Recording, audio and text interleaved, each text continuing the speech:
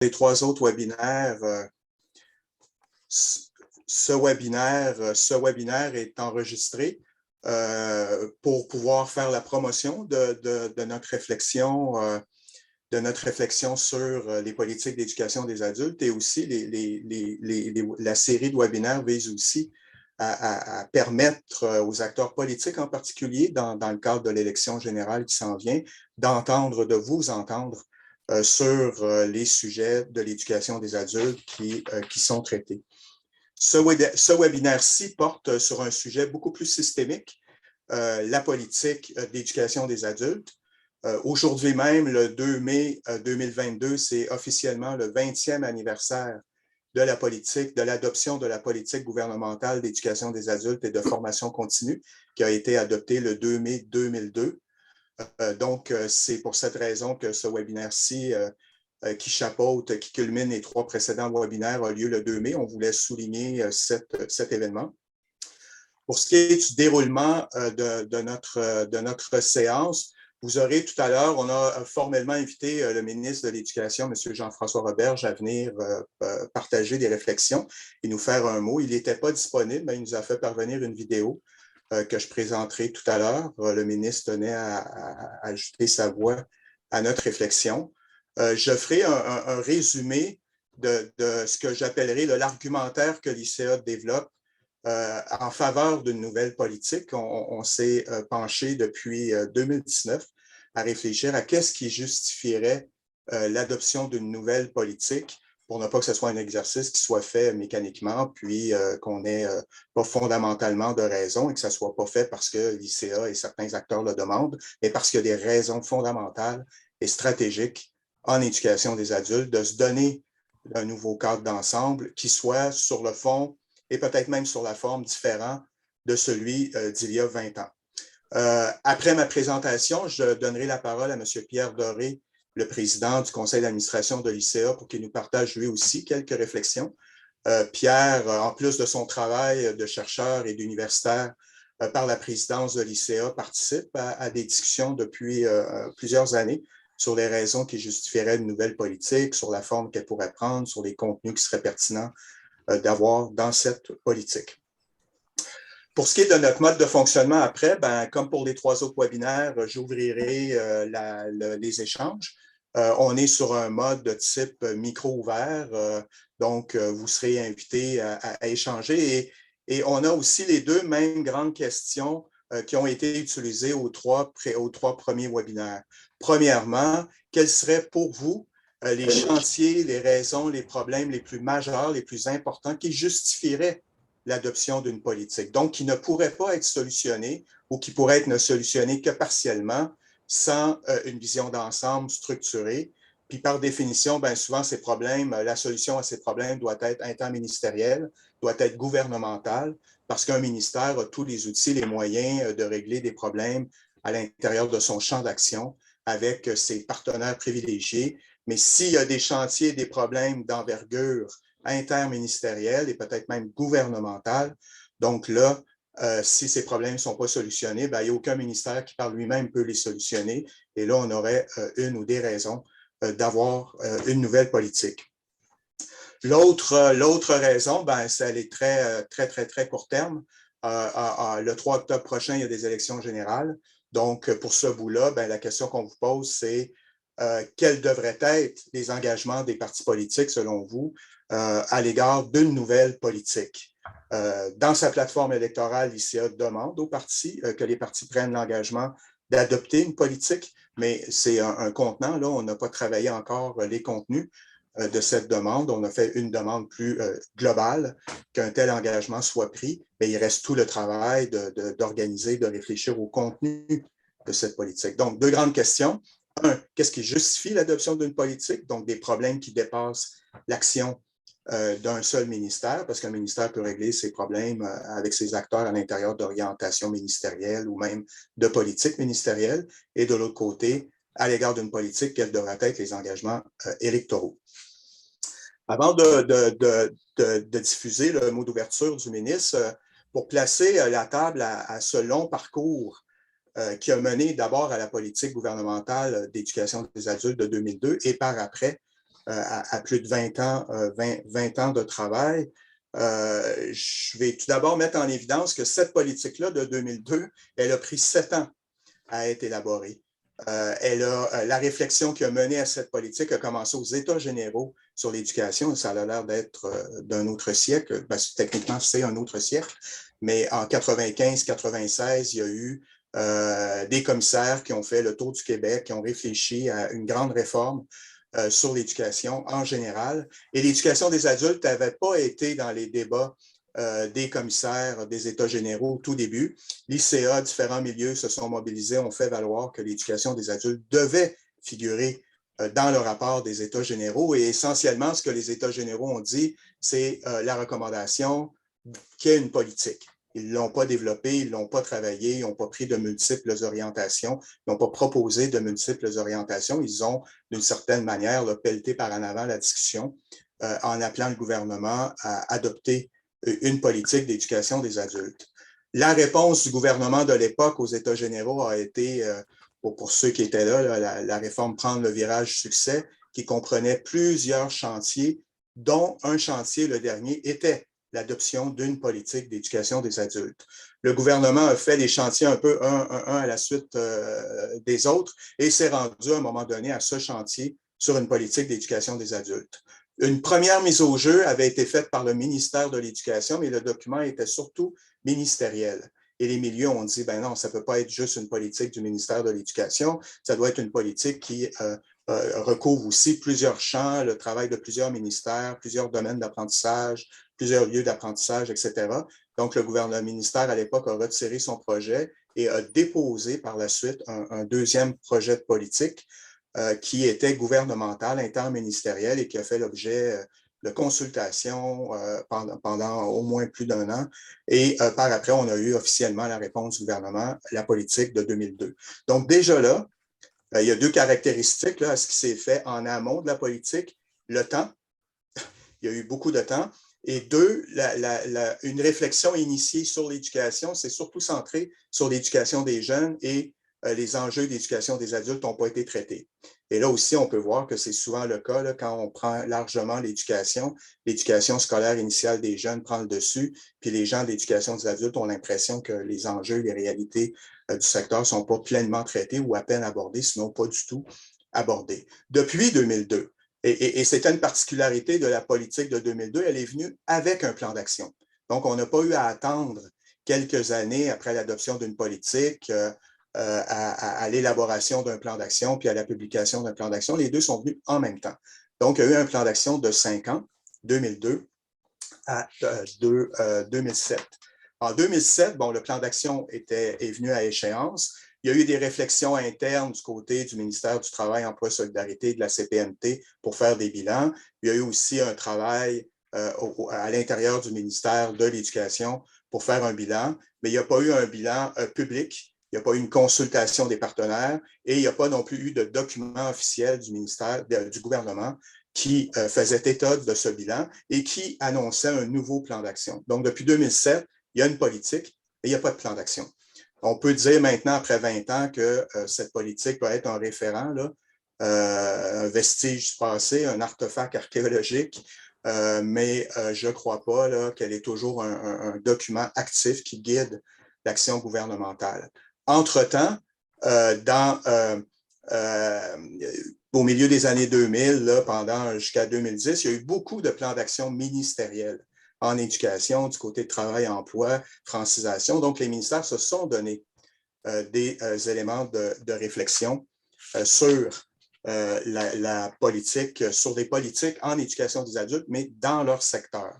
Et ça a amené l'ICA à réfléchir, et j'y reviendrai tout à l'heure, si les ministères font un travail déjà à l'intérieur de leur sphère, est-ce qu'il y a des raisons qui justifient ou qui exigent une politique d'éducation des adultes gouvernementale? C'est de là qu'origine notre question plus générale, qu'une politique est justifiée s'il y a des défis, des enjeux, dont la solution implique l'action de plus d'un ministère, parce qu'on a vu depuis 2007, depuis la fin du plan d'action, plusieurs politiques ministérielles et une tentative de politique gouvernementale qui était la politique sur la réussite éducative, qui interpellait différents ministères, qui touchait l'éducation scolaire des jeunes, qui touchait certains secteurs, surtout FGA, de l'éducation des adultes, mais qui balayait pas large tout le champ de l'éducation des adultes.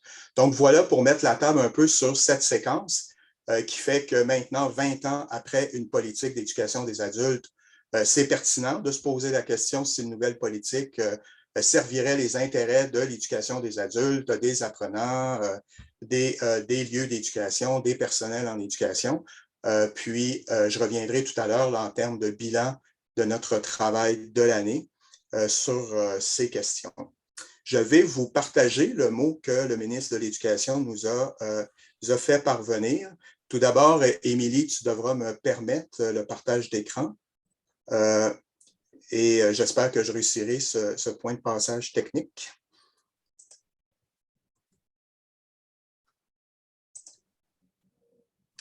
Je n'ai pas encore l'accès, Émilie, au partage d'écran.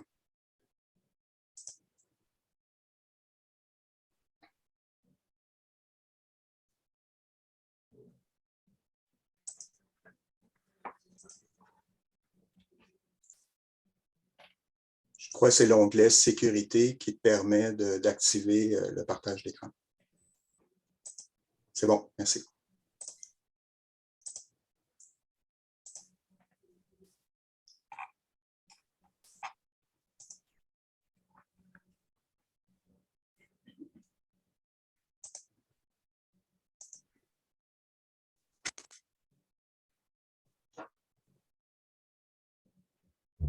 Bonjour à vous, ça me fait plaisir de participer à cette démarche de l'ICA, évidemment, sur la formation générale aux adultes.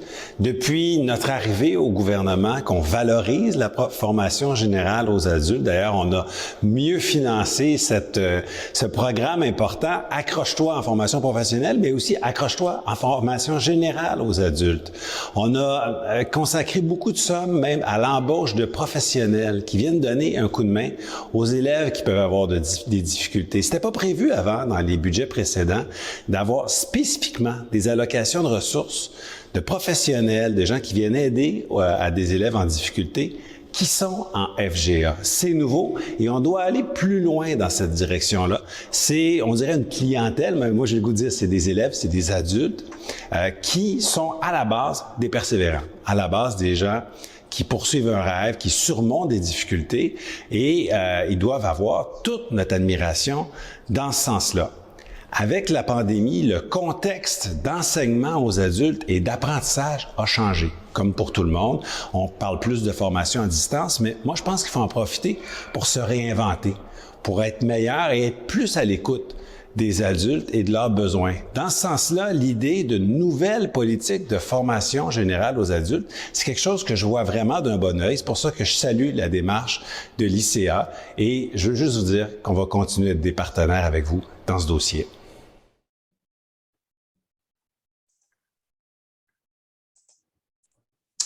J'espère que le partage a bien fonctionné. Je n'ai pas entendu. Donc, vous voyez, j'y reviendrai tout à l'heure au terme de mon bilan, un peu du bilan du travail de l'ICA. Il y a une ouverture à une réflexion vers une politique et les différents ministres qu'on a rencontrés au cours des derniers mois ont eu un écho favorable. Bon, le diable est dans les détails, beaucoup de choses restent à faire après cette volonté, mais on n'a pas senti qu'on frappait une porte fermée à double tour, qu'il nous fallait défoncer, etc. Et je reviendrai tout à l'heure sur le défi que les ministres nous ont un peu relancés ou des équipes de fonctionnaires qu'on a rencontrées. Avant de passer la parole à M. Pierre Doré pour lancer nos débats, je vais vous résumer ces grandes lignes du travail de l'Institut depuis quelques années.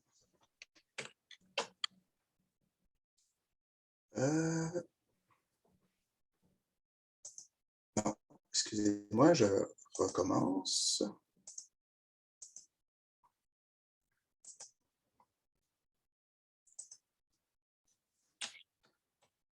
Est-ce que le partage est bien fait? Juste un signe de tête. Oui, merci bien. Donc, cette réflexion de l'Institut en faveur de nouvelles politiques a vraiment pris une tournure plus officielle en 2019, au moment où l'Institut a formellement publié un document d'orientation qui demandait, réclamait une nouvelle politique d'éducation des adultes. Et à ce moment, on a un peu résumé l'état de notre argumentaire, l'état des raisons, selon nous, qui justifiaient l'adoption d'une nouvelle politique. Donc, il y a eu quelques années au préalable, à peu près autour de 2015-2016, l'ICA a commencé à se poser la question. Et je me souviens aussi d'un échange avec des gens où les gens nous disaient, bon, les ministères font déjà beaucoup de choses à l'intérieur de leur travail, ils ont déjà des orientations ministérielles, ils ont déjà certains des politiques ou des plans d'action ministériels qui touchent à l'éducation des adultes. À quoi servirait une nouvelle politique au-delà de mettre ensemble tout ce qui est fait par les ministères? Donc, ça a été une question assez pivotale où on s'est dit, c'est vrai que l'action des ministères ne justifie pas une nouvelle politique. Il faut identifier des problèmes plus systémiques qui, là, exigeraient une réponse interministérielle et gouvernementale. C'est essentiellement l'idée qui est dans ce document et on avait déjà, à ce moment-là, identifié 5 grands chantiers. Et pour ceux qui suivent ceux et celles qui suivent les travaux du l'ICA, vous allez reconnaître des messages clés qu'on communique depuis plusieurs années. Tout d'abord, on vit dans une époque où les exigences de compétences et de connaissances sont multiples et touchent à peu près toutes les sphères de la vie des gens, que ce soit comme travailleurs, que ce soit comme parents. Gérer notre santé, on a vu depuis 24 mois la place que ça pouvait prendre, les compétences en finances personnelles, nos compétences comme consommateurs, nos compétences liées au développement durable, etc., etc. Donc, la pression sur les connaissances et les compétences des individus vient de toutes sortes de lieux, de toutes sortes d'acteurs et concerne toutes les sphères, à peu près toutes les sphères de notre vie personnelle. Donc, il y a là un enjeu qu'aucun ministère ne peut traiter à lui seul. Les compétences numériques sont un bon exemple. Chaque ministère peut prendre à la pièce certains défis ou certains enjeux de compétences numériques, mais on pourrait prendre, le gouvernement pourrait prendre comme un tout ce défi-là de développer les compétences numériques et agir de manière interministérielle. Deuxième grand élément de notre analyse, c'est qu'il y a vraiment une multiplication des lieux d'éducation des adultes, et ça, l'ICA le documente là, depuis plusieurs années. Il y a ces lieux établis qu'on connaît bien, le réseau scolaire à tous les ordres d'enseignement, le monde communautaire, la formation en entreprise. On voit de plus en plus l'auto-formation en ligne prendre la place. Plusieurs d'entre nous, sinon nous tous, nous nous formons en regardant des tutoriels, en visionnant des tutoriels en ligne. On peut le faire par la lecture. Il y a l'apprentissage par les pairs de plus en plus dans des groupes de co-développement et des communautés de pratique qui deviennent des lieux d'éducation et un focus depuis 3-4 ans que l'ICA a mis, c'est sur tout ce secteur privé des plateformes numériques d'éducation, YouTube, Coursera, Udemy et plusieurs autres, qui, dans le moment, connaissent une période intense de fusion-acquisition et de création de joueurs mondiaux en éducation des adultes. Et là, il y a vraiment tout un champ qu'il faut prendre en compte. Donc, de manière générale, il y a une multiplication de lieux d'éducation des adultes dans le secteur public, communautaire, par les individus, par eux-mêmes ou avec des pairs, et un secteur privé en grande croissance. Et présentement, il n'y a aucun ministère qui pourra se faire une tête sur l'ensemble de ces acteurs qui souvent sont en interaction avec plusieurs ministères. Un point de vue gouvernemental serait important sur ce nouvel écosystème de l'éducation des adultes. Troisième élément, les inégalités. Le Québec, comme le Canada, connaît un assez grand succès depuis 30-40 ans, alors qu'il y a à peu près le 2/3 de la population adulte qui possède une scolarité de niveau postsecondaire. Donc, on a réussi ce travail de faire que plusieurs jeunes vont au cégep, vont à l'université, deviennent des adultes scolarisés. Il y a un groupe de moins en moins nombreux de gens qui vivent des inégalités. C'est à peu près entre 10 et 13% la proportion de la population adulte sans secondaire 5, c'était au-delà de 40% en 1990. Donc là, la minorisation des gens peu scolarisés aggrave l'effet des inégalités sur ces personnes. Et de manière générale, nous tous pouvons vivre des situations de précarité. Ce n'est pas parce qu'on a un bac, une maîtrise ou un doctorat ou un DEC qu'on gère bien nos finances personnelles, qu'on est des parents allumés, qu'on est des consommateurs avertis, que nos actions n'ont pas d'impact sur le développement. Donc, nous tous, non seulement on peut perdre son emploi, et on a vu depuis 2 ans des gens qui ne pensaient pas se retrouver au chômage et dont non seulement se sont retrouvés au chômage, mais leur emploi et leur employeur a disparu. Ils doivent se recycler, se réorienter. Donc, on a vu là une situation de société d'incertitude. Et aussi, de manière générale, dans plusieurs sphères de notre vie, qu'on soit scolarisé ou non, il y a une pression sur nos compétences et on peut être très scolarisé et faire faillite. Donc, sous cet angle-là, les compétences en littératie financière sont importantes. Quatrième élément, et là qui touche un peu la somme des deux premiers, dans une société où les gens peuvent apprendre et souhaitent apprendre toutes sortes de choses et peuvent le faire dans toutes sortes de lieux, on n'a pas encore un système de reconnaissance des acquis non scolaires optimal et performant. Donc, il peut reconnaître tous les acquis non scolaires, tous les acquis expérientiels, tous les acquis des gens qui visionnent des tutoriels gratuits en ligne ou qui s'abonnent à des boîtes privées, des plateformes privées comme LinkedIn Learning, Coursera et compagnie. On n'a pas encore un système qui permet d'attester et de reconnaître tous les acquis des gens et de les mettre au service d'un cheminement scolaire intégré qui prend compte de ce que les gens savent et ont acquis. Et dernier grand élément qui était dans cet énoncé de 2019, il y a des problèmes systémiques importants qui sont sans solution, surtout parce que le gouvernement n'a plus de cadre intégré en éducation des adultes et a plutôt une action fragmentée. Donc, chaque ministère y va avec son bout du travail et il y a des problèmes systémiques. Les 4 premiers problèmes sont d'ordre systémique et aucun ministère n'a la responsabilité ou les moyens de les régler définitivement. Et pour les régler, ça implique nécessairement une action gouvernementale. Cette vision, dans ce document, on commençait à un peu faire une cartographie sommaire là, de tous ces besoins d'apprentissage que les gens ont dans leur vie, que ce soit en termes de formation de base, de connaissances et de compétences spécialisées à l'enseignement postsecondaire, de formation initiale et continue liée à l'emploi. Et la formation initiale liée à l'emploi, ça peut être changer d'emploi, il faut réapprendre un métier. Donc, on peut être en formation initiale à différents moments de sa vie. Et ce que l'UNESCO appelle les compétences utiles à la vie, qui touchent un vaste périmètre et plusieurs sphères de la vie quotidienne. Et ce qui est important dans notre argumentaire à l'époque, c'est une politique ne doit pas simplement poursuivre l'objectif de permettre aux gens d'acquérir ces compétences, mais aussi de les approfondir et de les mettre à jour. Et là, on a par rapport à 3 grands objectifs par rapport à cette diversité des domaines de connaissances. L'autre, et je vais y aller à grands traits, c'est qu'on a commencé aussi à cartographier tous les lieux d'apprentissage où les adultes développent leurs connaissances et leurs acquis.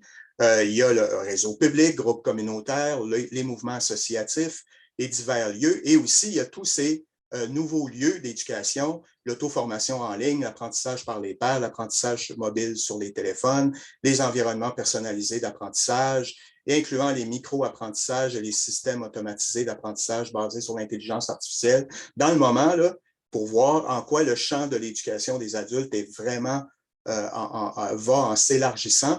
Et le plus grand défi d'une politique, et là, il y a vraiment un défi systémique qui n'est absolument pas résolu au Québec, c'est comment tirer profit de tous ces lieux pour permettre aux adultes de gérer un parcours d'apprentissage, parce que les adultes se promènent d'un lieu à l'autre et acquièrent des compétences diverses que ce soit dans le contexte scolaire, communautaire, associatif, etc.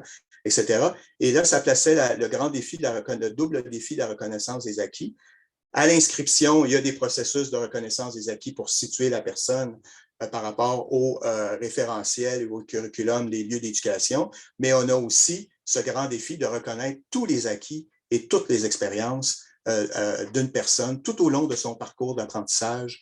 Et là, c'est un grand défi systémique. Dernier grand élément, cette année, à partir du mois de février-mars, on a fait une consultation des milieux de l'éducation des adultes sur des grands chantiers majeurs qui solliciteraient l'action de plusieurs ministères. Cette consultation est venue de différents échanges qu'on a eus avec certains acteurs ministériels ou des équipes de fonctionnaires qui nous disaient on n'est pas fermé à l'idée d'une nouvelle politique, mais il y a une démonstration qui reste à faire de ces problèmes systémiques qui exigeraient une politique comme solution, qui exigerait l'élaboration d'une politique comme forum pour identifier des grandes solutions qui devraient être mises en œuvre.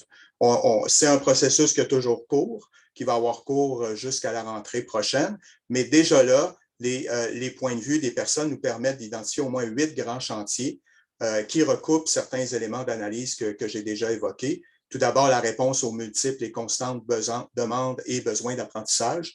Là, il y a vraiment un grand défi. Le soutien des parcours d'apprentissage des adultes. Je crois que la diapositive précédente a illustré la complexité de ce défi. Le financement de l'éducation des adultes, alors qu'il y a différents lieux, différents acteurs, différents contributeurs, et il n'y a pas présentement d'une vision intégrée de la part de l'État québécois du financement de l'éducation des adultes. Les lieux d'éducation, est-ce qu'une politique se limitera au secteur public, inclura le secteur communautaire, s'étendra au secteur privé? Déjà là, ces questions-là sont importantes et présentement, il n'y a pas de ligne directrice du côté de l'État québécois. Les collaborations, pas juste des collaborations ponctuelles, épisodiques à un niveau très local, mais des collaborations systémiques entre les grandes composantes de l'éducation des adultes. Et si vous voulez voir les formes que ça peut prendre, je vous invite à plonger dans toutes ces nouvelles plateformes privées qui développent des liens, des partenariats avec des établissements publics, avec toutes sortes d'applications qu'on utilise dans la vie quotidienne pour amener la formation au plus proche de notre téléphone intelligent, pour le résumer de cette façon. Les personnes œuvrant en éducation des adultes, enseignants, professeurs, formateurs, formatrices, des tuteurs, des mentors, etc., etc., des gens qui forment des gens, il y en a beaucoup.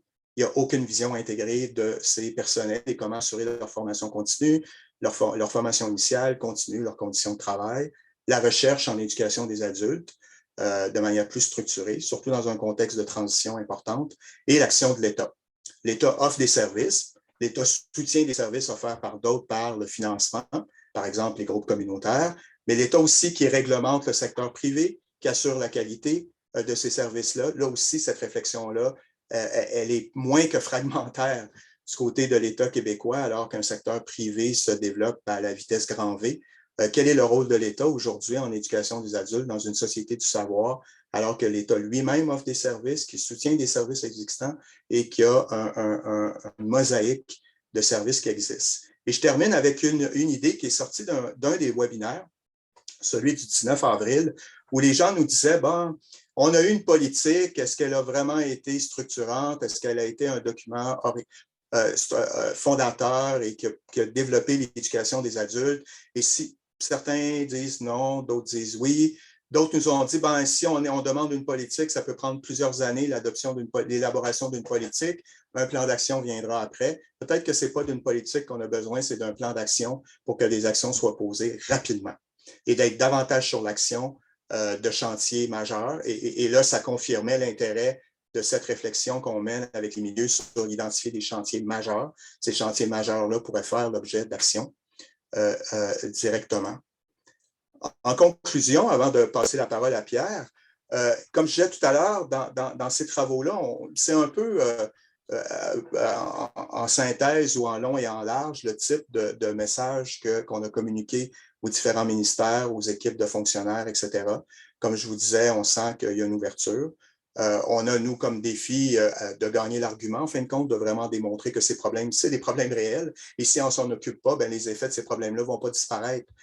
Et un secteur privé prendra toute la place et l'État, l'action de l'État réduira comme peau de chagrin dans ces domaines. Et on ne saura pas ce que l'État souhaite faire de ses propres instruments, FGA, FP, le réseau public postsecondaire, le soutien aux groupes communautaires et plusieurs autres ministères qui offrent de la formation. Donc, voilà un peu ce topo. Au terme de cette année de travail de représentation politique de l'Institut, notre travail se termine à la fin du mois de mai pour ce présent exercice. On sent qu'il y a quelque chose d'ouvert.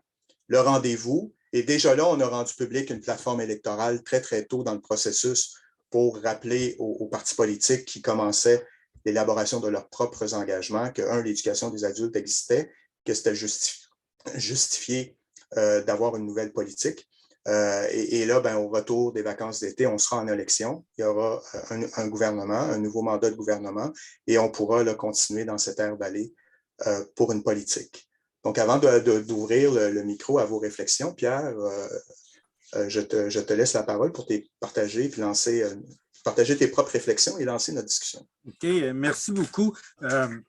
Étant donné ce que vient de dire Daniel, puis l'étendue du propos qui nous a fait part, je voudrais juste souligner 2-3 remarques qui me semblent importantes, mais qui en quelque part posent aussi l'enjeu de ce que ce que voudrait dire une politique d'éducation des adultes, que ça prenne la forme de loi, de plan d'action, peu importe, mais qu'on ait en quelque sorte des guides et des balises beaucoup plus précises comme telles.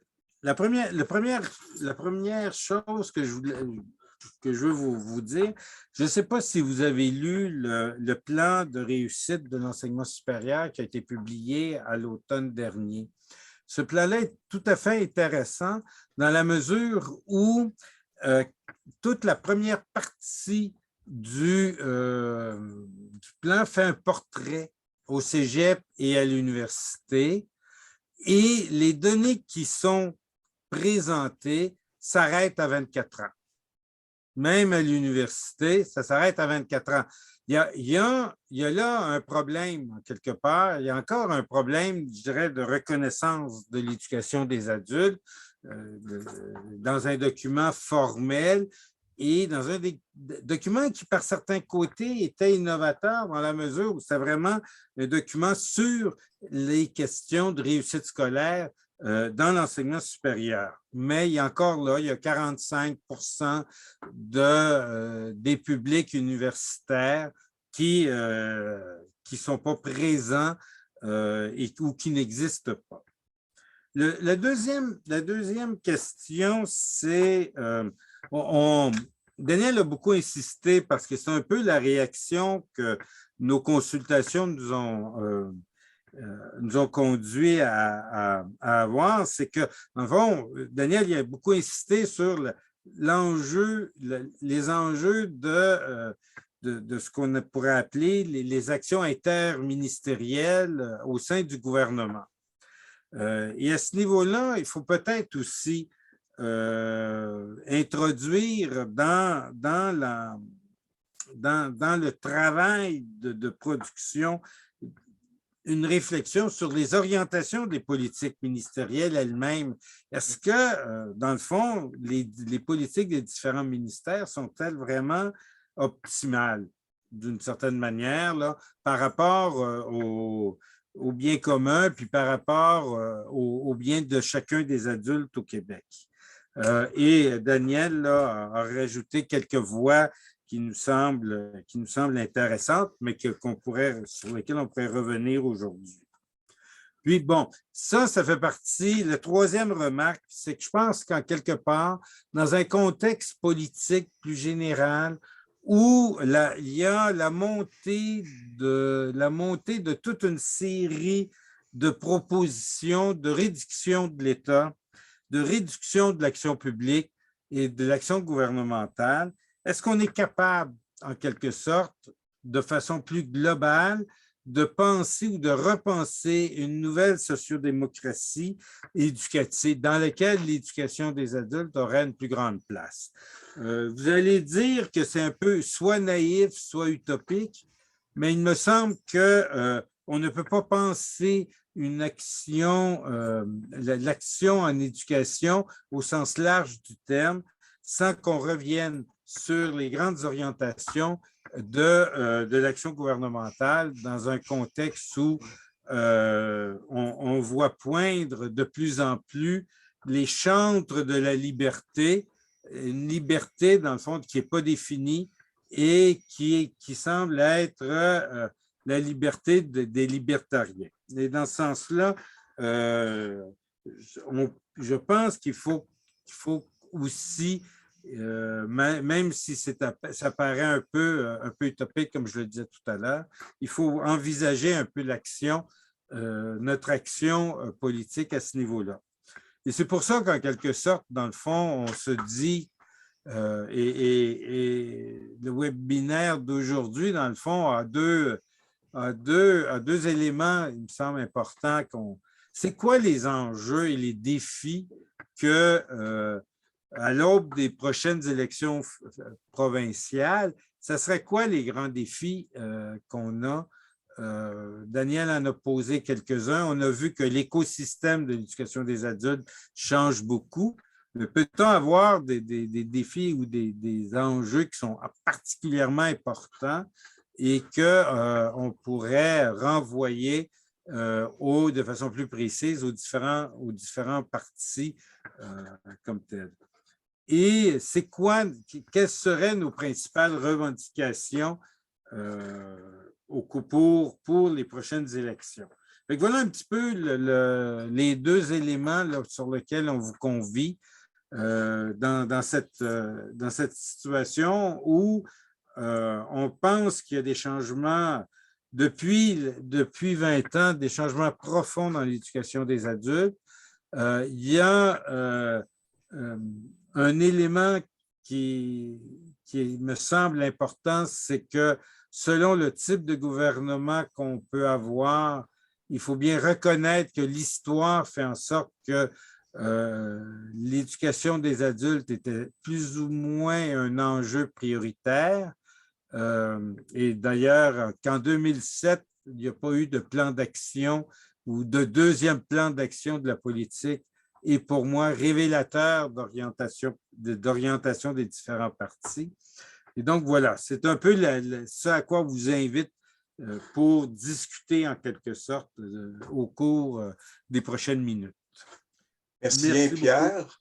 Donc, j'ouvre sans plus tarder là, les échanges.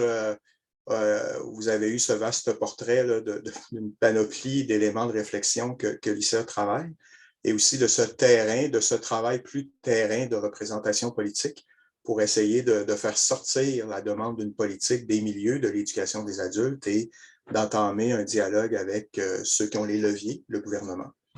Donc, j'ouvre, pour ceux qui ont participé aux différents webinaires, vous connaissez un peu la formule. Pour ceux qui sont un premier webinaire, le but de ces webinaires, de ce quatrième et des trois premiers, est d'ouvrir la discussion, de réfléchir avec vous sur les sujets, dans ce cas-ci, l'idée d'une politique d'éducation des adultes, ce qui la justifie, et en partant de votre expérience et de votre propre réflexion, là, inévitablement, qui sera enracinée dans vos secteurs. Donc, j'ouvre la salle.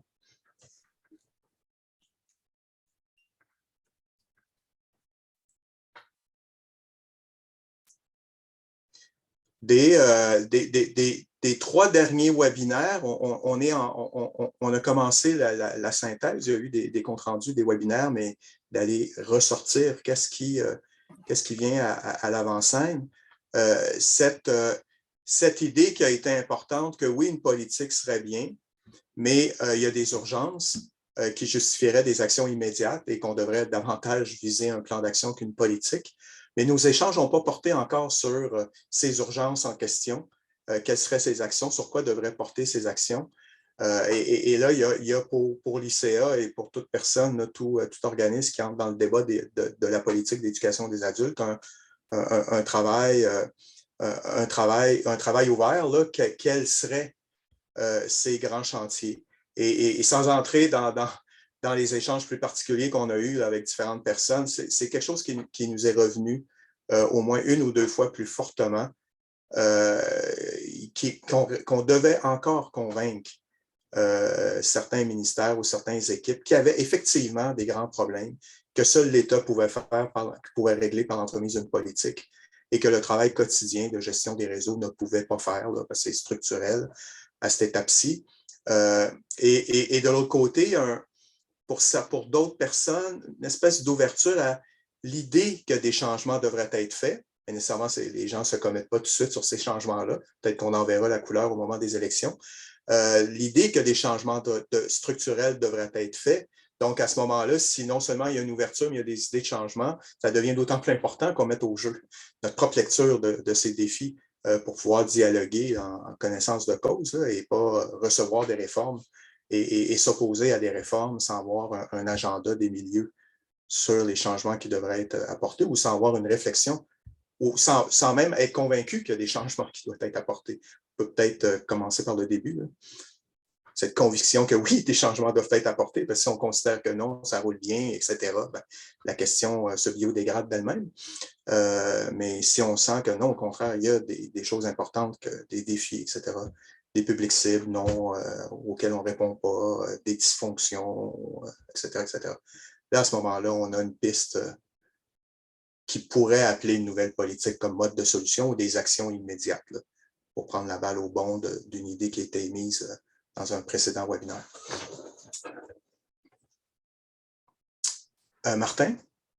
Je vais essayer de me lancer sans foutre le trouble plus que d'aider, parce qu'il y a tellement de choses qui me passent par la tête, mais bon, je note dans ce que Pierre dit par rapport à...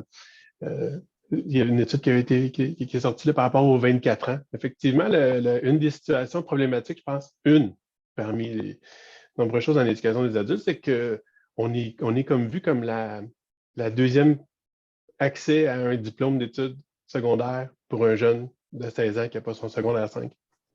Fait que toutes les décisions sont prises en rapport à ça. Quand on parle des acquis non scolaires, tout ce qui n'est pas académique n'est pas intéressant parce que ce n'est pas nécessaire pour le diplôme d'études secondaires. Tout ce qui a rapport au savoir-être, ce n'est pas important. Ça ne mène pas au diplôme d'études secondaires. À l'inverse, le diplôme d'études secondaires, ben, moi, je le compare souvent au permis de conduire. On fait l'examen une fois, puis après ça, comment on conduit, est-ce qu'on respecte bien les lignes? C'est pas trop grave parce qu'on a le permis, puis c'est plus grave si on n'apprend pas mieux parce qu'on a notre permis, c'est tout. Mais le diplôme de secondaire 5, c'est un peu ça, hein? Ça donne accès à l'emploi. Puis quand on est en formation professionnelle, on l'entend. Une fois que tu as l'accès à l'emploi, ça ne veut pas dire que tu as les bonnes attitudes pour l'emploi. Mais ça, on ne te les a pas enseignés, c'était pas mesurable, académique, comment on traite avec les gens. Ça fait que il y a une obsession du diplôme pour l'emploi, puis il y a une obsession d'aller chercher le diplôme quand on ne l'a pas eu au secondaire, d'aller le chercher aux adultes. Je pense que ça, c'est un des problèmes majeurs. On a mentionné aussi le privé, puis en fait, M. Roberge, il dit dans son entrée que l'éducation des adultes, c'était bien important, puis qu'il y avait de la formation à distance, mais la chose qu'il ne peut pas nommer, là, puis qu'il ne nommerait pas de toute façon, c'est que la formation à distance est mal financée. Juste pour situer les gens, là, si quelqu'un fait son secondaire 3 en mathématiques, puis qu'il prend 300 heures pour faire son premier cahier, son premier module, parce qu'on essaie de... Ben, il est financé pour les 300 heures. S'il s'inscrit en formation à distance, on le finance pour les 40 premières heures, puis le reste, c'est bénévole. Ça veut dire que si un prof continue de l'aider, il n'y a plus de financement pour ces élèves-là. Fait qu'il y a un gros débalancement dans la formation à distance. Fait qu'on ne peut pas offrir des services de qualité comme le privé parce qu'on n'est pas financé pour la formation à distance dont on parle. Fait il y a plein de problématiques en lien avec ça. Fait que, bon, je ne sais pas. Je lance un paquet de trucs en même temps, puis on verra comment on fait réagir les autres. Merci, Martin. Audrey? Oui, bonjour tout le monde. Je commencerai peut-être par soulever une inquiétude avant de nommer des éléments que j'aimerais voir dans la politique. Le discours du ministre Roberge m'a un peu inquiétée parce que j'avais l'impression qu'il parlait d'une politique en éducation, formation générale des adultes, comme s'il n'avait pas compris que l'éducation des adultes, ça englobait autre chose que la FGA. Donc, ça, c'est inquiétant. J'espère qu'on va faire un peu d'éducation des adultes au ministre pour s'assurer qu'il comprend bien ces éléments-là. C'est quelque chose qui arrive souvent dans les conversations. On appelle éducation des adultes, puis les gens pensent à terminer son secondaire. Mais là, mettons que dans les responsabilités que le ministre a, il devrait faire la distinction. Donc, j'espère que le CA va s'assurer qu'il y a bien dans ses pourparlers qu'on comprend bien parce que son discours... on voyait qu'il y avait une vision plutôt scolaire de l'éducation des adultes. Donc, effectivement, une politique en éducation des adultes devrait avoir une vision large, perspective d'éducation tout au long de la vie qui dépasse le scolaire, le formel, inclure le non formel puis l'informel. Bon, je ne liste, mais je ne dirais pas la liste, mais avoir quelque chose d'une vision, c'est peut-être un peu, il y avait un peu de ça dans la politique de 2002, mais beaucoup moins que dans les recommandations du rapport Jean, par exemple. Donc, sur vraiment le rôle et la nécessité de l'éducation des adultes dans une société et qu'ensuite les mesures répondent à ça. Donc, là, je vois Jean Rousseau que je suis assez d'accord avec ce qu'il a mis dans l'espace de discussion. Donc, pas nécessairement une éducation des adultes juste tournée sur l'employabilité, donc qui est beaucoup par rapport à la démocratisation d'une société, donc par rapport à l'éducation citoyenne. Donc devrait aussi contenir l'éducation populaire.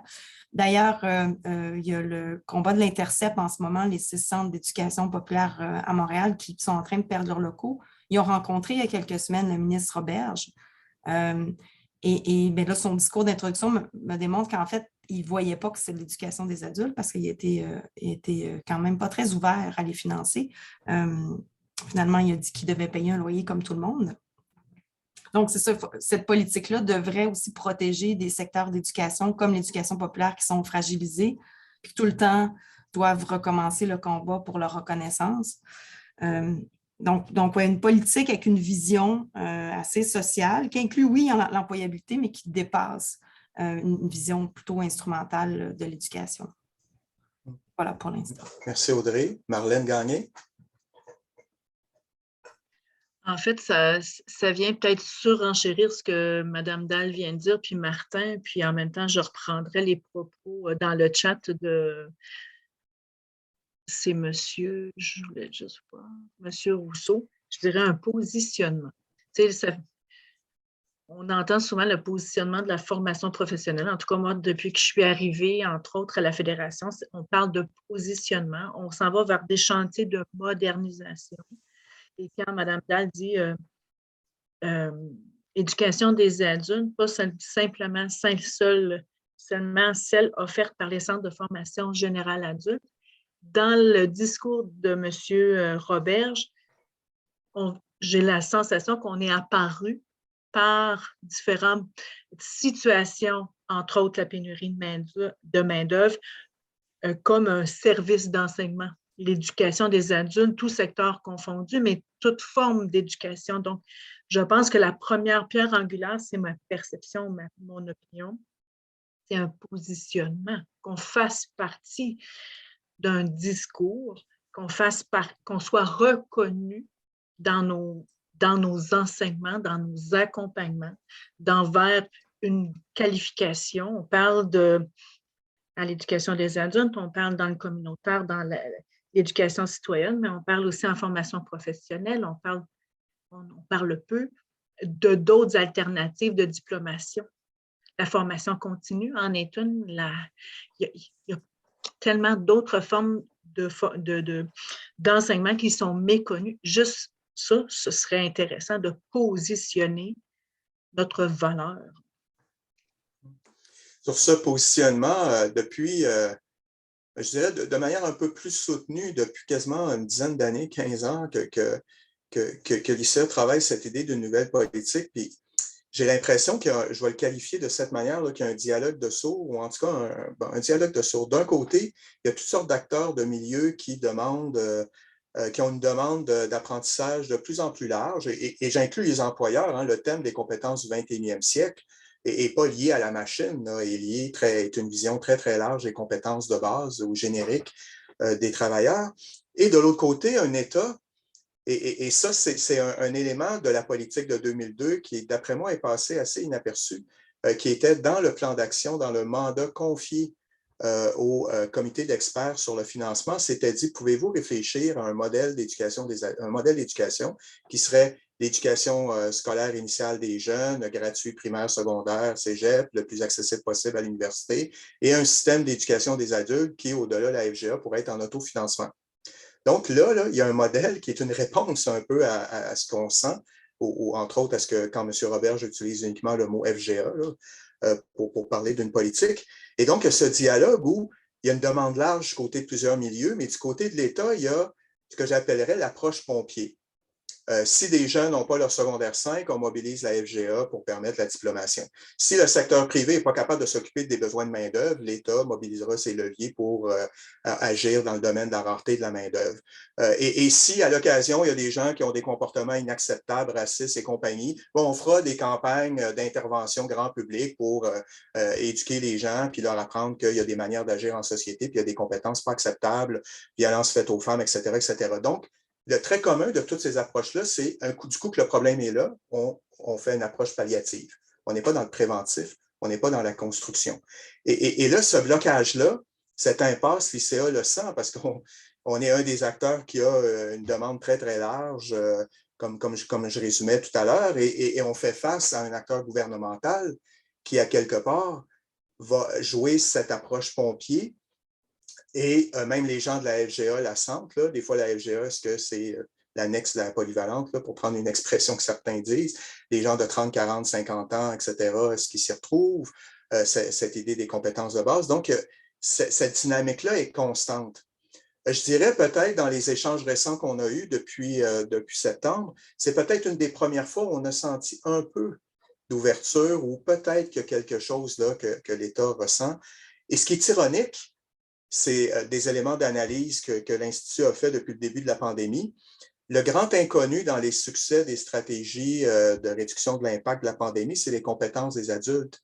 Parce que c'est les adultes à la maison qui ont fait de l'aide aux devoirs, qui ont appris Zoom, qui ont réorganisé leur manière de travailler, qui ont géré leur santé, la santé mentale de tout le monde dans la famille, etc. Et quand les adultes ne les avaient pas, c'était leur capacité d'aller les chercher, ces compétences-là, numériques et compagnie, finances personnelles. Donc, à quelque part, le grand inconnu, et ce que la pandémie a démontré, c'est que développer les compétences des adultes, c'est la meilleure police d'assurance qu'on peut avoir quand une catastrophe arrive. Puis en même temps, bien, ça a été un ressort qui a permis au Québec et à d'autres sociétés de passer au travers. Mais pour ceux qui ont suivi toutes les actions gouvernementales depuis le début de la pandémie, est-ce qu'on peut dire que l'éducation des adultes a été mise au jeu?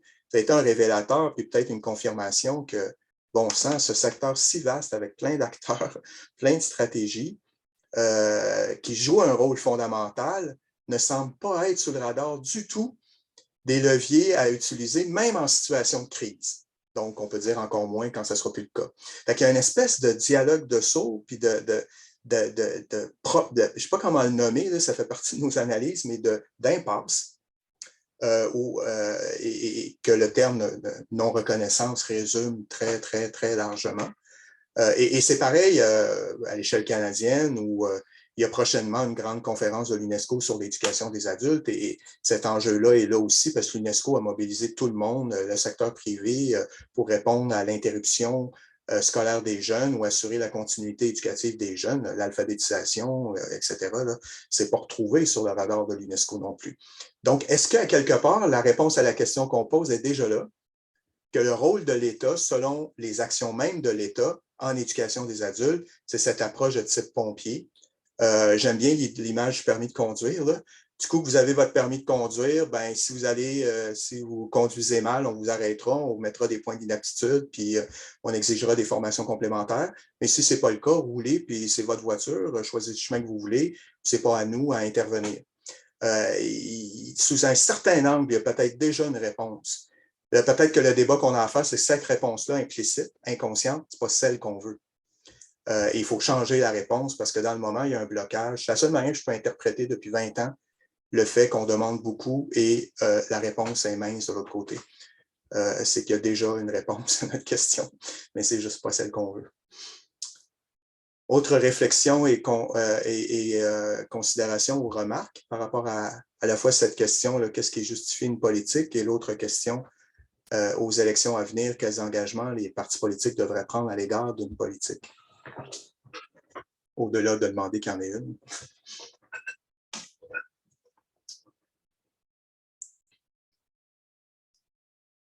Nos webinaires, les derniers, ont mis en évidence, au-delà des contenus, la question que je résumerai ici, là, pour faire court, là, du rapport de force. À quelque part, les milieux de l'éducation des adultes, est-ce que sur le terrain de l'action politique, des représentations, du lobbying, l'action collective, est-ce que comme mouvement d'éducation des adultes, on prend les moyens d'être entendu? Et au-delà de l'action sectorielle, sectoriellement, il y a toutes sortes d'organismes qui font ce travail-là, mais plus intersectoriellement. Cette approche intergouvernementale qu'on demande, est-ce qu'on se l'applique aussi, qui prendrait la forme là, pour nous d'une approche intersectorielle, puis interorganisation, puis en éducation des adultes. Pierre Simard. Daniel, tu pourrais peut-être lire ce qui est dans le fil de discussion là, qui vient de M. Jean Rousseau. Oui, je jette un petit coup d'œil, mais ouais. Je te donne la parole et je le regarde. Ouais. OK. Ben, c'est tout simplement ce que je voulais dire. Moi, j'ai eu l'occasion de participer à un séminaire l'année dernière où on a fait des propositions, là, des recommandations par rapport à une nouvelle politique en éducation des adultes. Puis tu as très bien résumé ça en début de rencontre, là. Tu sais, la diversité des acteurs, des lieux de formation, etc. Considérer l'éducation populaire comme étant l'éducation des adultes au même titre que la formation générale. Les transitions aussi, c'est super important là, parce qu'on insiste beaucoup sur la transition primaire, secondaire, mais secondaire, éducation des adultes et ensuite le cégep, l'université. C'est quelque chose qui nous préoccupait beaucoup aussi dans nos recommandations. Donc, je suis content de voir qu'on a fait une belle synthèse là, de tous les travaux qu'on a faits l'année passée dans nos séminaires, les différents séminaires pour la politique d'éducation des adultes. Je ne comprends pas tout à fait, par contre, ce qui vient vraiment distinguer là, concrètement une politique avec un plan d'action. Il me semble que les deux viennent ensemble. Mais je ne sais pas, moi, je serais d'accord pour passer directement à un plan d'action. Je n'ai pas de problème avec ça. Il faudrait juste qu'on s'assure qu'on n'en perd pas des bouts par rapport à ce que ce serait si on demandait une politique. Là. C'est vrai que minimalement, une politique est plus les grandes perspectives, les grands principes, les orientations qui, après coup, se traduisent en action. Passer directement à un plan d'action pourrait escamoter, grossi là, très largement ce que Pierre évoquait, une vision de la société qui alimente et qui justifie une vision de l'éducation des adultes. Et ça, un plan d'action pourrait ne pas traiter ça et dire, ben, voici 10 actions, 8 chantiers. Monsieur Claude. Oui, bonjour. Bonjour. Oui, moi, je suis membre du CEVO, Centre d'éducation de base en Outaouais en alphabétisation. Je voudrais juste revenir sur le volet interministériel, parce que je pense qu'on le vit, nous autres, à un niveau. En tout cas, c'est peut-être pointu, mais je trouve que ça donne une idée de chez nous ce que ça peut vouloir dire. C'est qu'une des difficultés qu'on rencontre en alphabétisation, je pense que plusieurs des groupes en alphabétisation le connaissent aussi, c'est le recrutement d'apprenants. OK? Puis on s'est rendu compte, moi je me rends compte, parce que ça fait plusieurs années qu'on est dans ça, si on reste dans le silo uniquement de l'éducation, si on suit aux gens en éducation, les commissions, anciennement les commissions scolaires ou autres, pour nous aider à recruter des gens qui pourraient venir dans nos sessions d'alphabétisation populaire, bien, ça ne marche pas beaucoup. Fait que là, il faut entreprendre une démarche pour, par exemple, aller cogner aux portes des gens en santé et services sociaux ou dans le ministère du Travail pour leur dire, bien, on existe, l'alphabétisation, ce n'est pas juste une question scolaire, mais c'est une question plus large. Fait que dans le volet interministériel, moi, j'espérais qu'un jour, là, je prends l'exemple de l'alphabétisation, mais ça apparaisse vraiment dans le travail de chacun des employés de l'État ou du gouvernement, où c'est présent tout le temps et non pas, c'est le travail de chacun des groupes en alphabétisation, d'essayer de recruter individuellement des gens. Là, on cogne aux portes d'un CLSC ou d'un centre qui offre des services sociaux ou un groupe communautaire. Puis l'alphabétisation, ça ne fait pas partie vraiment de leur vision, tout ça. Puis alors que je me dis, bien, je veux dire, ce n'est pas une campagne menée par le gouvernement 2 fois par année qui va informer vraiment les gens, mais je sais que nous, on essaie de faire un effort pour se rapprocher des gens qui pourraient nous envoyer des gens parce qu'ils les connaissent bien leur situation, leurs difficultés, leurs problèmes. Donc, au niveau interministériel, moi, j'aimerais ça que si jamais il y a une politique, bien, qu'on ait en tête d'informer toutes les personnes dans différents ministères que l'alphabétisation, ça existe, qu'il faut en parler, que les gens doivent avoir en tête de référer les gens, les apprenants, systématiquement, alors que moi, je me rends compte que c'est une grande difficulté. Oui, c'est un très bon exemple. Puis ce modèle en silo, il opère depuis plusieurs décennies. Je pense qu'il a atteint ses limites. Puis il y a ce défi-là aussi que je résumerais de même. On a un système qui gère des épisodes d'apprentissage. Il y a quelqu'un qui est dans une classe ou dans une activité, etc. Mais on ne gère pas les parcours. On n'a pas de système pour gérer le cumul. J'ai fait des activités dans un groupe d'alpha. Je suis allé dans un groupe d'éducation populaire où on m'a montré comment m'occuper de ma santé, où je suis allé dans une banque alimentaire où on m'a montré tout ça. C'est des épisodes séparés. Mais pour la personne, ce n'est pas séparé. C'est vraiment une continuité. Et ça, le jour où l'État québécois va prendre le virage de se dire, moi, une partie de ma job, c'est gérer pas uniquement des épisodes, il y a des gens inscrits à quelque part, mais des parcours, il y a de facto des nouveaux systèmes qui vont apparaître, puis une nouvelle manière d'organiser ça.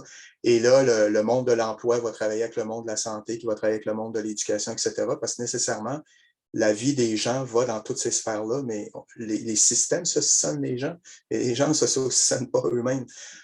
Et ça, c'est un grand défi, là, puis ça fait c'est ce qu'on appelle passer de la gestion de l'offre à la gestion de la demande, là, de passer, au lieu de gérer des systèmes, gérer des personnes qui, elles, apprennent, puis avancent. C'est un super bon exemple que ce que vous dites, puis ça reste un problème qui a des effets dramatiques chez les gens qui ne savent peut-être pas que vous existez, etc., etc. Mais la grande question, c'est pourquoi, je suis sûr que tout le monde est d'accord avec ça, pourquoi ce n'est pas ça qui existe? Martin et après Pierre Simard. Je vais me répéter un peu, mais je pense que une grande partie de la problématique, c'est que pour la majorité des gens que vous croisez dans la rue, l'éducation, c'est quoi? C'est ce qui fait que tu vas avoir une job. Pourquoi mon enfant, je veux qu'il aille faire tel ou tel diplôme? Parce que je veux qu'il ait un bon emploi et que je veux qu'il ait un bon salaire. Puis à partir de là, le seul parcours qui intéresse la majorité de la population en éducation, c'est le parcours qui amène à un diplôme. Puis tout ce qui se fait en dehors du diplôme, il ne devient pas pertinent. Il faut vraiment réussir à...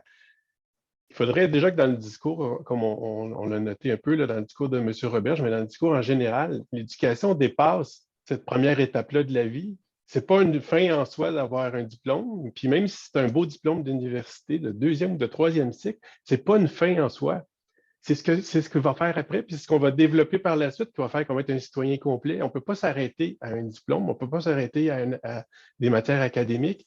Mais tant que le focus est mis là-dessus pour la majorité de la population, bien, je ne vois pas de nécessité de mettre en place un système qui reconnaît les autres choses que je pourrais apprendre. Ça n'intéresse pas en général les gens. Je pense que la politique d'éducation, dans sa philosophie, devrait dire l'éducation, ce qui amène au diplôme, c'est une chose, mais l'éducation tout au long de la vie, c'est vraiment quelque chose de pertinent, c'est vraiment quelque chose qui fait grandir une société. Mais c'est comme, on parlait tantôt de réaction puis de proaction. En santé, c'est la même chose. Hein? On met beaucoup d'argent dans les hôpitaux pour guérir les gens. Pourquoi? Parce que leur faire manger des légumes, leur faire des sports, ça les aiderait à ne pas être malades. Mais ça, vous investissez dans le légume, vous ne voyez pas les rendements tout de suite. Investir dans quelqu'un qui se développe au niveau de ses apprentissages, qui se cultive, on ne voit pas tout de suite comment la société en bénéficie.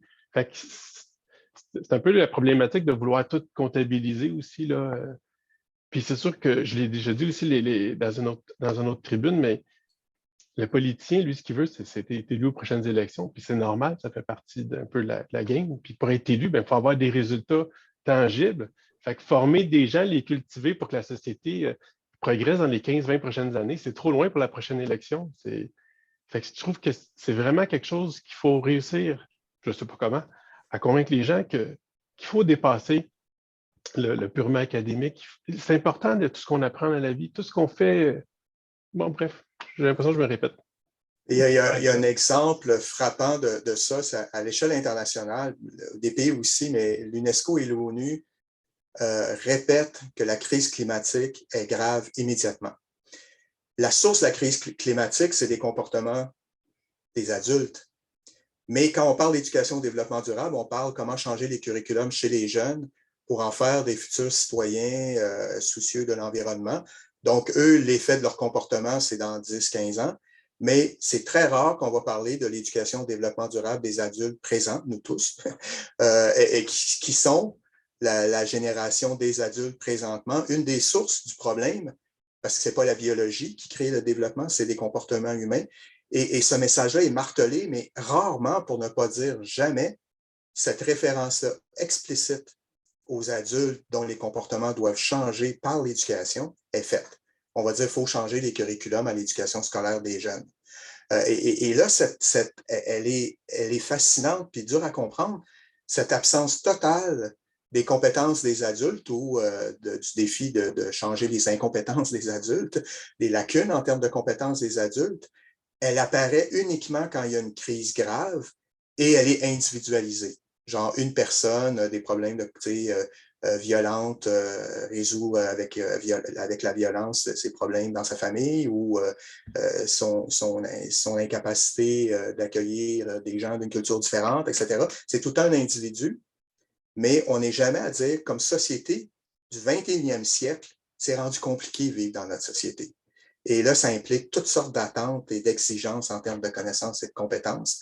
Puis à un moment donné, l'État ne peut pas juste, quand il y a un problème, sortir le camion de pompiers puis faire des activités ponctuelles, des publicités à la télé pour dire « Hey gang, faites attention, ça ne marche pas. » 3 semaines après, c'est disparu. Il n'y a rien de structurant, il n'y a rien de long terme et on attend le prochain problème pour remettre le couvercle sur la marmite. On ne développe pas. Ça, pour moi, c'est peut-être sur le fond la plus grande raison qu'il faut non seulement une nouvelle politique, mais une nouvelle génération de politique d'éducation des adultes qui est profondément différente de celle de 2002. Parce qu'elle ne gérera pas juste des systèmes, l'offre de formation, elle va dire, comme un employeur fait, voici mes besoins, et après, c'est quoi les compétences, puis après, je regarde mes employés, puis s'il y a des différences, je les forme. Là, il faut faire le même exercice à l'échelle. Voici nos besoins comme société, voici les compétences, nos objectifs sociaux, les compétences qu'on a besoin, l'état des compétences chez les personnes, puis après, on descend, puis on comble les lacunes. Exactement ce qu'une entreprise fait quand elle a une vision prospective de son développement et qu'elle ne fait pas juste dire « Ah oui, c'est vrai, on a rentré la machine, on a oublié, personne ne sait comment elle fonctionne. » Pierre Simard. Oui, j'ai l'impression qu'on est en train de cerner vraiment une priorité là, par rapport à ce qu'on devrait faire de façon plus urgente. J'ai beaucoup aimé l'intervention d'Audrey tantôt là, qui m'a fait flasher qu'effectivement, le ministre, il y a vraiment beaucoup d'éducation à faire là, parce qu'il réduit la notion d'éducation des adultes à la FGA. C'est bien vrai. Et ça fait très partie de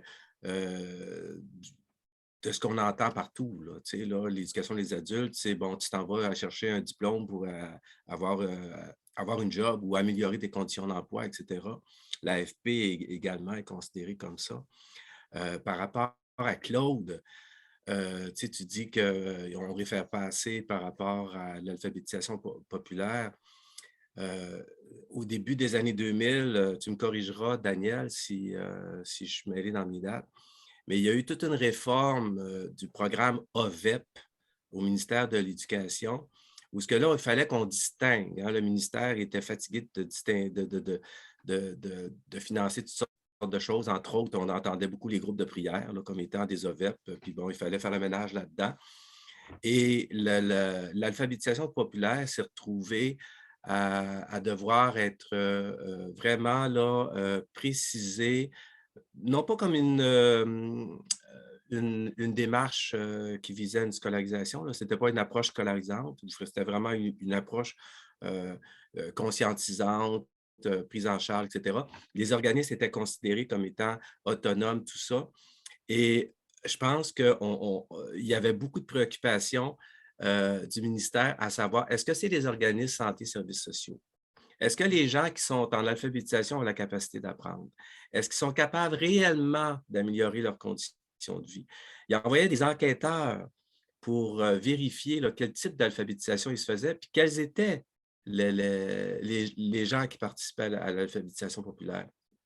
On a vraiment créé comme 2 univers, l'alphabétisation scolarisante avec 1000 heures. Moi, quand j'entendais ça, tu sais, que tu allais alphabétiser quelqu'un à l'intérieur de 1000 heures, alors que les groupes d'alphabétisation populaire étaient considérés plutôt comme de l'occupationnel. Tu sais, c'est vrai, c'est quand même terrible.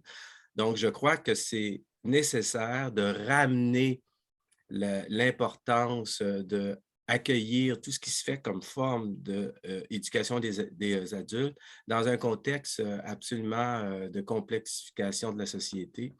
Moi, j'ai beaucoup aimé l'année passée, Daniel, quand tu nous avais présenté tout ce qui se faisait de nouveau en éducation dont on n'avait jamais entendu parler. Tout ça, tous ces lieux de formation-là, il faut les ramener à l'ordre du jour et dire que c'est aussi important parce qu'on apprend à devenir de meilleurs citoyens, peu importe la façon que tu t'y prends. Tu sais. Donc, je pense que vraiment, on tient quelque chose dans cette urgence de définir ce que c'est l'éducation des adultes. Puis même de manière historique, l'éducation des adultes a eu minimalement, même avant les années 50, mais plus systématiquement après les années 40, 50, 60, le rôle d'école de la deuxième chance. C'était l'expression à l'époque qui était utilisée pour dire quand quelqu'un ne réussit pas chez les jeunes, on a un système. La FGA fonctionne bien de cette manière-là pour ceux qui n'ont pas diplômé avant 20 ans de réussir à diplômer. donc de réduire les inégalités éducatives issues de l'éducation scolaire des jeunes. Mais maintenant qu'une population scolarisée par un secteur privé en croissance, l'éducation des adultes génère des inégalités puis élargit le gouffre entre probablement nous tous, les apprenants autonomes qui se connectent en ligne, qui apprennent des trucs ici et là, puis qui accumulent toutes sortes de savoirs. Et des gens qui n'ont même pas cet ordinateur, que l'Internet, c'est une utopie, la science-fiction, etc., qui n'ont pas les moyens économiques, puis peut-être la confiance comme apprenant. Et là, il y a un risque énorme que l'éducation des adultes devienne un générateur d'inégalités et pas un moyen de combler les inégalités issues de l'éducation scolaire des jeunes. Et là, on perdrait systémiquement quelque chose d'assez majeur là, qui a été presque le rôle à l'origine de l'éducation des adultes jusqu'au 19e siècle, là, alphabétiser les travailleurs qui sortaient des champs pour aller dans les industries à l'époque, etc., permettre la scolarisation obligatoire chez les jeunes, puis après la continuité au postsecondaire pour tout le monde, faire que le rapport parent avait quand même un chapitre sur l'éducation permanente, etc., etc. Mais là, il y a une transition, et je ne suis pas contre le privé en principe, mais je constate dans le moment. Et ces grandes plateformes privées ne s'éparpillent pas, là, hein, sont dans des trucs ultra liés à l'emploi, programmation, management, MBA, gestion d'équipe et compagnie, et ramassent 1 million d'apprenants par cours, etc., etc. Là. Et là, il y a un truc, il y a un truc qui existe. Il est en anglais, fait qu'on le sent moins, mais il devient de plus en plus en français aussi. Et là, peut-être que ce qui est en jeu aussi à l'échelle de ce que Pierre disait, d'une vision de la société, c'est ce rôle historique et fondamental de l'éducation des adultes de régler les inégalités issues des jeunes et pas d'aggraver les inégalités en donnant beaucoup plus à ceux qui ont déjà beaucoup. Et en se disant, bon, les autres, ils s'arrangeront. Et Pierre, ce que tu dis des groupes d'alpha, il y a des groupes à quelque part qui pourront s'occuper de ce monde-là, puis on leur souhaite bonne chance, d'une certaine manière. Anne-Marie Wells? Ça fait pas très longtemps que j'œuvre dans le milieu de l'éducation des adultes, mais ça fait quand même un peu de temps que j'œuvre dans le milieu de l'éducation au sens large. J'ai travaillé au secondaire pendant plusieurs années. Moi, ce que je me rends compte beaucoup, c'est en fait, les visées ministérielles depuis plusieurs années, c'est comme des visées un petit peu d'entreprise de l'éducation et non pas un accès comme un service à prestation où on se doit de se donner les moyens pour éduquer notre population. Puis moi, je trouve que tant qu'on aura cette visée-là de vouloir justement très entrepreneuriale, comme une entreprise qui est là pour générer des profits, générer des diplômes avec les conventions de gestion et les conventions de partenariat qu'on retrouve au secteur jeune. Donc, je ne sais pas, je ne pense pas qu'on en retrouve aux adultes, mais oui, je pense que ça s'étire jusque chez nous aussi également. L'idée d'aller chercher une première qualification, elle est super importante tout le temps.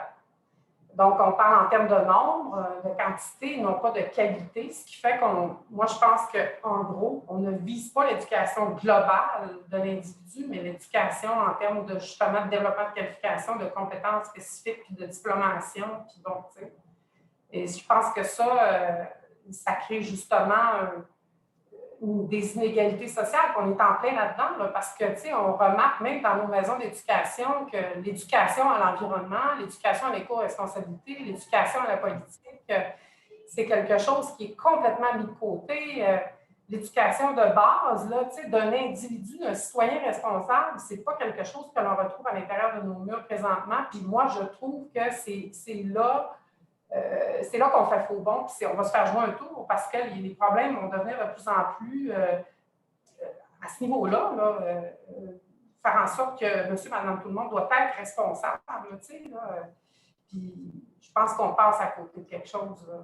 Se faire jouer un tour est une super bonne, excusez-moi, se faire jouer un tour est une super bonne expression parce que on s'étonne quand des gens ont des comportements racistes ou ne prennent pas soin de leur santé ou font faillite ou se font avoir par les médias sociaux ou votent pour des populistes, etc., etc., etc. On s'étonne quand on voit ces comportements-là qui ont tous à leur source des lacunes en termes de compétences médiatiques, littératie critique, etc., etc. C'est une très bonne expression. Exactement. Puis c'est ça le danger qu'on a actuellement et qui nous guette, c'est celui-là. C'est de ne pas éduquer les gens convenablement et de ne pas donner d'accès convenable et équitable de l'éducation à tous. Parce qu'on se rend compte dans nos écoles secondaires, pour faire un peu compétition à nos écoles privées qui sont subventionnées aussi au Québec, comme vous le savez, on va mettre sur pied des programmes qui vont déjà créer des espèces de stracisation de l'élève qui, lui, est à faible moyen socio-économique, qui ne peut pas avoir accès à ces programmes-là de sport-études ou de programmes internationaux. Bon, et on crée à l'intérieur même de nos écoles publiques ces clans-là de gens privilégiés qui ont accès à tout, qui ont déjà tout, comme vous disiez, et de gens qui, bon, par manque d'éducation, par malchance, parce qu'on se dira, c'est vraiment de la malchance. On n'est pas tous égaux, c'est pas vrai. Là. Donc, ils sont dans des environnements de vie familiale et de vie sociale qui ne leur permettent pas d'avoir accès à de l'éducation, à de l'information juste appropriée. Et c'est ce que ça fait actuellement.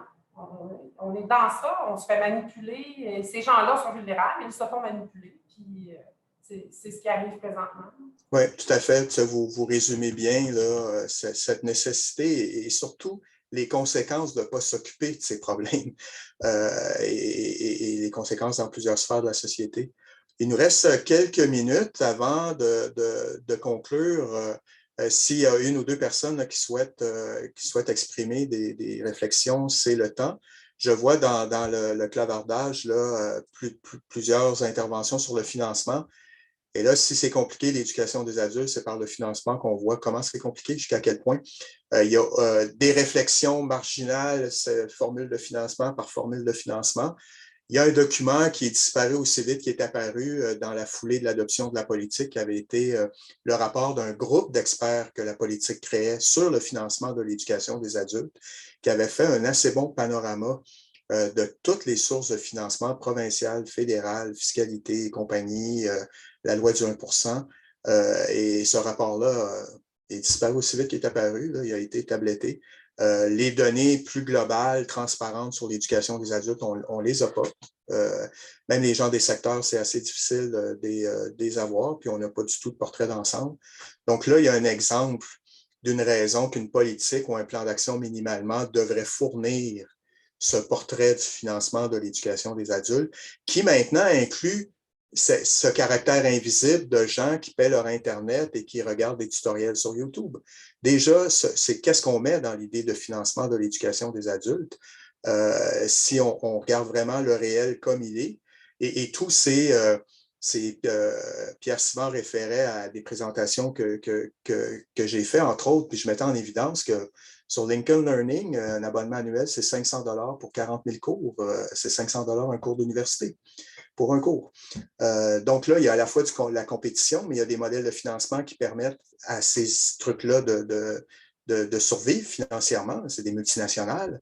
Et il y a des systèmes d'accréditation là-dedans, puis il y a des systèmes de référencement pour des emplois. Donc, c'est des systèmes intégrés. Et là, à un moment donné, la question du financement, c'est aussi de réfléchir avec les fonds publics, ce qu'on veut développer et où on veut être concurrentiel par rapport au privé et réfléchir à ce qu'on fait avec le privé. Fait que la réflexion sur le financement, elle est très technique, ordre d'enseignement par ordre d'enseignement. Est-ce que les formules sont adaptées? Mais il y a un regard systémique qui doit être posé sur la situation actuelle, incluant comment nous tous, déjà, nous contribuons par notre temps, par nos fonds, par notre facturation Internet, à financer notre éducation comme adultes. Et tout ça est sur la table. Donc, avant de conclure et de vous parler de la suite de la démarche de l'ICA, je laisserai Pierre Doré. Pierre, si tu veux nous partager quelques réflexions sur nos échanges avant que nous terminions le webinaire. Oui, il y a trois grandes idées qui me sont venues à partir des discussions. La première idée, c'est de repenser une politique en fonction, d'une part, des parcours plutôt que de penser des politiques en termes de silos. Ça, je pense qu'en quelque part, il y a des éléments intéressants et ça peut replacer de manière plus intéressante le rapport que l'éducation des adultes peut avoir avec les individus. Tu sais, le côté, on dit toujours que l'apprentissage est essentiellement individuel. En même temps, on dit que pour élever un enfant, ça prend un village au complet, donc c'est collectif aussi. Donc, au niveau individuel, il y a là une prise en considération qui peut être importante, en particulier pour tous les publics, entre guillemets, là, vulnérables ou dits vulnérables, qui ont plus ou moins accès à l'éducation des adultes en général, mais à l'éducation de façon plus globale. Ça, c'est la première idée qui me semble qui revient, qui a été présentée. Et ça veut dire qu'on n'est pas nécessairement dans le monde académique, pour reprendre là, les remarques que Martin Hébert nous faisait. Ça peut prendre toutes sortes de formes et ce n'est pas nécessairement académique. Le deuxième élément, moi, à partir des dernières conversations, les derniers éléments de conversation, c'est que je pense qu'en quelque part, que l'éducation des adultes doit probablement revoir son rapport, dans le fond, au développement social en étant un lieu d'accompagnement des grandes transitions sociales. Et je pense qu'effectivement, parmi ces grandes transitions sociales, on est en train de commencer à vivre les transitions écologiques. Et effectivement, cette transition-là, touche tout le monde tout de suite. Ça touche l'apprentissage qu'il faut qu'on fasse, les transformations de comportement qu'il faut qu'on fasse au niveau de la gestion du transport, au niveau de l'organisation de nos vies quotidiennes. Ce n'est pas rien que le travail qui est en jeu à travers ça, c'est beaucoup plus que ça. Donc ça, et je pense qu'il y a probablement d'autres grandes transitions que la transition écologique, mais elle fait quand même partie, là, elle est très révélatrice des autres transitions possibles qui dépassent en quelque sorte une perspective strictement individualiste de l'éducation. Oui, tout à fait. Merci, Pierre. Pour vous donner de la perspective sur la suite de la démarche de l'Institut, tout d'abord, ce webinaire-ci termine un cycle de 4 webinaires. Les 3 webinaires précédents ont porté sur les principaux leviers d'un droit à l'éducation de base pour toutes et tous. Donc, on a traité de la formation générale des adultes, de l'éducation populaire et de l'alphabétisation. Et ce webinaire-ci, pour souligner le 20e anniversaire de la politique d'éducation des adultes, voulait prendre plus largement la question systémique en éducation des adultes, puis vous partager des réflexions de l'Institut et vous entendre aussi. Et là, à très court terme, notre prochain rendez-vous, c'est les élections. Il faut réussir et l'ICA fait son bout de chemin avec les partis politiques. Notre demande de nouvelles politiques a été formellement communiquée aux 4 partis politiques, aux présidences des partis politiques, aux présidences des commissions politiques des 4 partis politiques représentés à l'Assemblée nationale. Et là, on continue ce travail. On continuera ces échanges avec les ministres, mais fort probablement, là, ce rendez-vous-là, le prochain sera les élections, entre guillemets, d'obtenir des engagements des partis sur l'idée générale d'une politique, mais encore mieux sur leur vision de l'éducation des adultes. Et par après, on basculera dans le nouveau mandat de gouvernement. Et là, c'est de reconstruire et de replacer un agenda. Un gouvernement est dans la continuité ou non de ce qui précède, mais minimalement repart à zéro plusieurs compteurs. Et on peut présumer que la pandémie voudra être rapidement une chose du passé pour le gouvernement en place le 4 octobre pour construire autre chose.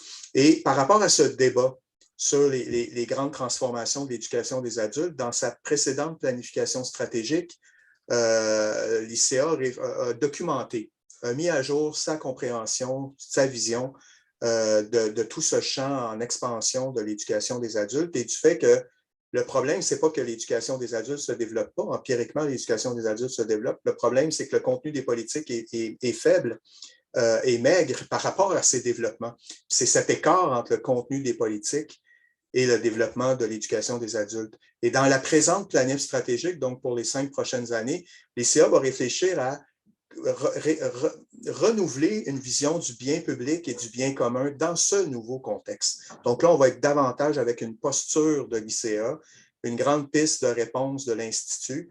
C'est le privé se développera bien, mais il y a quelque chose qui est fondamental, c'est de dire aujourd'hui, au 21e siècle, dans une société du savoir, quelle est la vision du bien commun et du bien public en éducation des adultes dans le domaine des apprentissages, du développement des capacités d'action et de réflexion des adultes.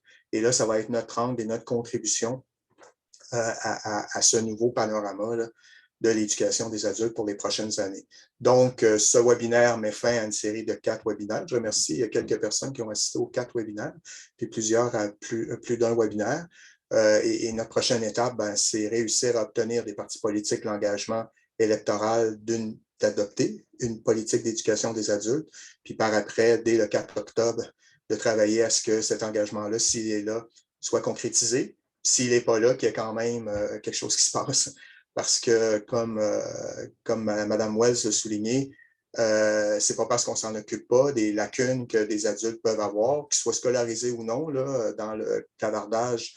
On évoque qu'il peut y avoir des lacunes majeures de compétences, même chez les gens scolarisés, dans d'autres domaines que leur discipline hyper spécialisée de leurs études supérieures. Si on ne s'en occupe pas, ça ne veut pas dire qu'il n'y a pas d'effet. Puis, faut construire une société et pas juste réagir et sortir le camion de pompiers quand il y a des feux de broussailles à gauche, à droite. Donc, ça met fin à cette série de 4 webinaires. Je vous remercie beaucoup de votre participation. Et des comptes rendus de chacun des webinaires sont disponibles sur le site web de l'Institut, ainsi que la captation vidéo. Puis on va toutes les mettre ensemble là, pour diffuser ce package, si on veut, là, cette réflexion en 4 temps sur le droit à l'éducation de base par la FGA, l'éducation populaire et l'Alpha populaire, et aussi cette idée plus large d'une politique d'éducation des adultes qui va au-delà la FGA. Merci bien à toutes et tous, puis bonne suite et allez voter. Au revoir.